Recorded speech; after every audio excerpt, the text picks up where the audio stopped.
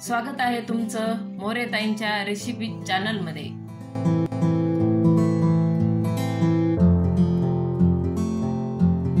चला तर मग व्हिडिओमध्ये पुढे जाण्याआधी बेल आयकॉन दाबून चॅनलला सबस्क्राइब करा आणि सुरू करा मोरेताईंसोबत आजची ही चवदार रेसिपी बनवायला। नमस्कार मंडळी, आता आषाढ सुरू झालेला आहे। तर आषाढामध्ये आपल्या घरोघरी तळण सुरू असते। काही ना काही तिखट पुऱ्या असतात, गोड पुऱ्या असतात, भाताच्या पुऱ्या असतात, धपाटे असते, वेगवेगळ्या आपापल्या भागामध्ये वेगवेगळ्या पद्धतीने। तर आज मी तुम्हाला एक नवीन असं तिखट पुऱ्या करून दाखवणार आहे। तिखट पुऱ्या आपण करणार आहे, तर त्याच्यासाठी मी आता गव्हाचं पीठ आहे ना, तर 2 वाट्या घेतलेले आणि हरभऱ्याच्या डाळीचं पीठ 1 वाटी घेतलेले। त्याचबरोबर आता आपण हिरवी मिरची आणि लसूण घेतला, पांढरे तीळ घेतलेले, जिरे घेतले, ओवा घेतला, कोथिंबीर घेतली आणि चवीनुसार मीठ घेतलं। आता आपण आधी हे वाटण तयार करणार आहे। हिरवी मिरचीचं, लसूण आणि हिरवी मिरची टाकली मी, त्याच्यामध्येच आपण जिरे टाकणार आहे। आता मी बारीक करून घेते। हे हिरवी मिरची आणि लसूण जिरेचं असं वाटण करून घेतले मी। आता आपण तिखट पुऱ्यासाठी लागणारे पीठ घेऊ। हे 2 वाट्या आपण गव्हाचं पीठ घेतलेले।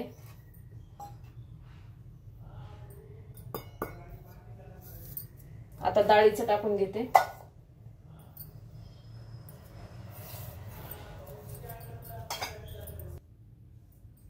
आता आपण हे हिरवी मिरचीचं वाटण टाकून घेऊ।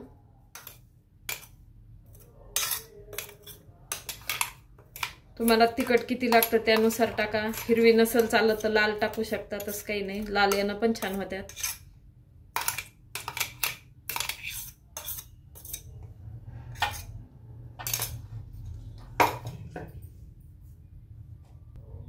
आता आपण हे पांढरे तीळ टाकून घेऊ, कोथिंबीर टाकून घेऊ, ओवा टाकू। आता थोडं चोळून टाकते। असा चोळून टाकल्यावर काय होतंय, पूर्ण पुऱ्यामध्ये याचा वास छान येतो चोळल्यावर।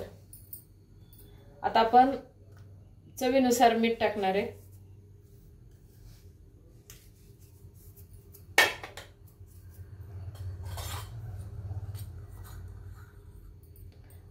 हळद टाकणार आहे।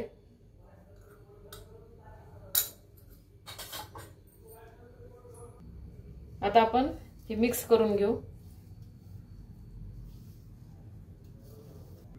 आता आपण पीठ मिक्स करून घेतलेले। आता थोडं पाणी करून घट्ट गोळा करून तयार करून घेऊ। जसं आपल्या साध्या पुऱ्याला असतं तशाच प्रकारे आपल्याला हे पण पीठ भिजून घ्यायचंय। आता मी पाणी टाकून घेते। थोडं कशामुळे की एकदम टाकलं तर पातळ होऊ शकतात। आपलं थोडं करून असं पीठ मळून घ्यायचं। कोणतं पण पीठ मळताना थोडंच टाकायचं।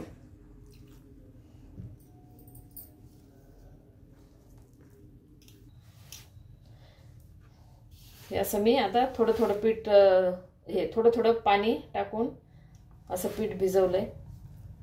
आता एकाच हाताने भिजवलंय, नंतर आपल्याला 2 हाताने त्याला चांगलं मळून घ्यायचं। आणि पीठ भिजवल्यावर बी काय करायचं, थोडं असं 5 मिनिटं तरी त्याला ठेवून द्यायचं बाजूला, म्हणजे मग पुऱ्या एकदम खुसखुशीत होतात आणि टम्म फुगतात। आणि असं घट्ट भिजवायचं, पातळ नाही भिजवायचं।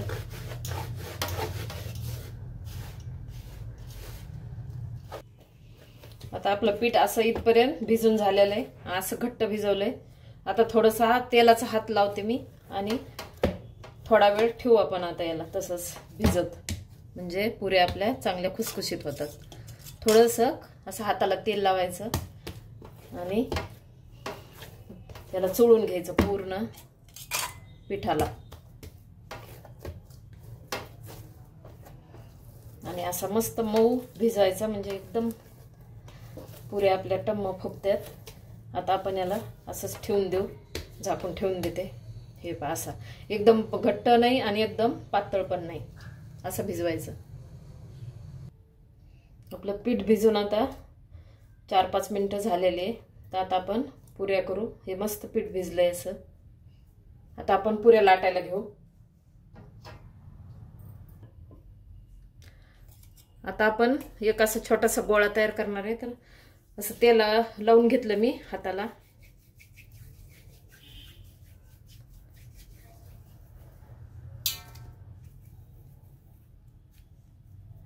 अशी एक लाटी तयार केली मी. त्या 4-5 लाट्या अशा तयार करून घेते.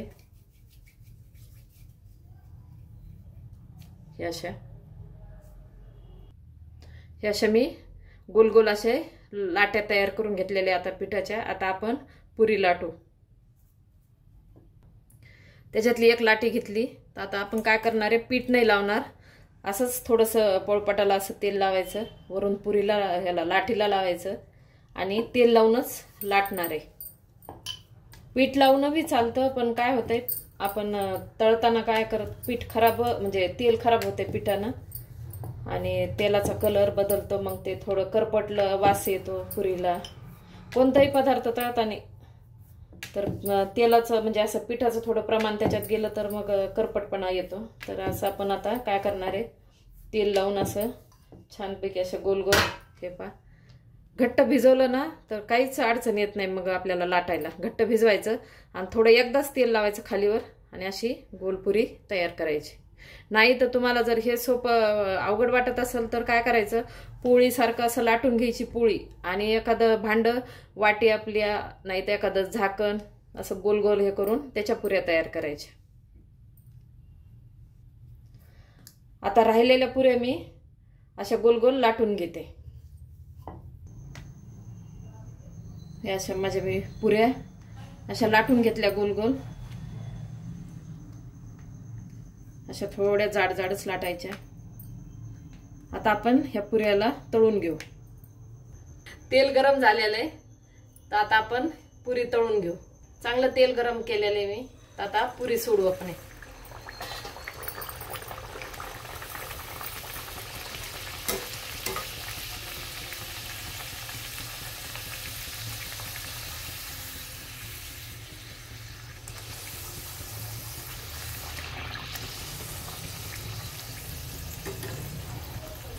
अशी छान फुगली पाहिजे. तर आपल्या पीठ भिजवणार पण आहे. चांगलं पीठ भिजवलं की अशी मस्त फुगते आणि आतमध्ये तेल पण राहत नाही, काही नाही.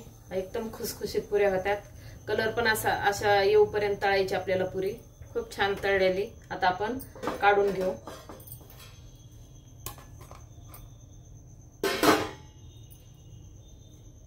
आता अजून दुसरी टाकून घेते. आता अशा प्रकारे मी राहिलेल्या पुऱ्या पूर्ण तळून घेते. अशा प्रकारे आषाढ स्पेशल तिखट पुऱ्या तयार आहे. एकदा नक्की ट्राय करा आणि कमेंट मध्ये कळवा. तुम्हाला हा व्हिडिओ आवडला असेल तर लाईक करा आणि अशाच प्रकारच्या चवदार आणि चमचमीत रेसिपीसाठी सबस्क्राईब करा आणि कमेंट मध्ये कळवा तुम्हाला कोणत्या रेसिपीज बघायला आवडतील. पुन्हा भेटूया एका नवीन रेसिपीसह एका नवीन व्हिडिओमध्ये. धन्यवाद.